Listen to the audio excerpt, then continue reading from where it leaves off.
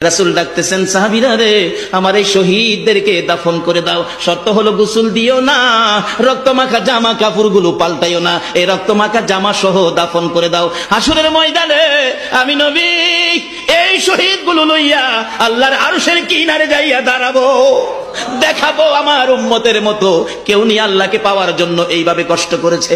এবার দাফনের কাজ শুরু হলে কিতাব লেখে 69 জনের দাফন শেষ। 70-এর মাথায় আসওয়াদ দূরে পড়ে আছে। আমার নবী 2 কদম সামনে গিয়ে দেখে আসওয়াদ নতুন তরবারি হাতে চিত হয়ে পড়ে আছে, শহীদ হয়ে গেছে। আমার নবী ডাকে, রে আসওয়াদ, মদিনার হুর বিয়ে করতে পাঠাইছিলাম, মদিনার হুর বিয়ে করলি না, যুদ্ধের ময়দানে জীবন দিয়ে বিদায় হলে।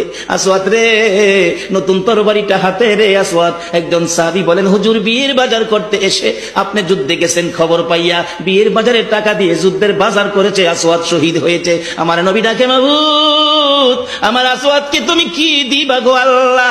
মদিনার হুর নিল না, রাসূলের পক্ষ নিয়ে জীবন দিয়ে দুনিয়ার থেকে বিদায় হলো, আমার আসওয়াদকে তুমি কি দিবা গো আল্লাহ? আসওয়াদের লাশটা ধরে ধরে কবরের দিকে নিয়ে আসতেছে। গোসল লাগবে না, কাফন লাগবে না, শুধু দাফন করে দিবে। আমার নবী আসওয়াদের কবরের পাশে দাঁড়াইয়া মুস্কি মুস্কি হাসতেছেন। সাহাবীরা আরজ করেন, ইয়া রাসূলুল্লাহ, এই কবরের পাশে হাসতেছেন কেন, ব্যাপার কি? আমার নবী বলেন, সাহাবীরা রে, আমি যা দেখি তোমরা তা দেখো না রে। সাহাবীরা, হুজুর কি দেখে হাসছেন জানতে চাই।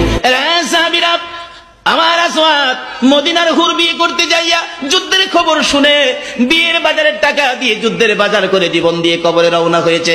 আমি নবী আসওয়াদের কবরের পাশে দাঁড়াইয়া দেখি রে, আমার আসওয়াদের কবরে মদিনার হুরের পরিবর্তে আমার আল্লাহ জান্নাতের হুর পাঠাইয়া দিছে। এমন এক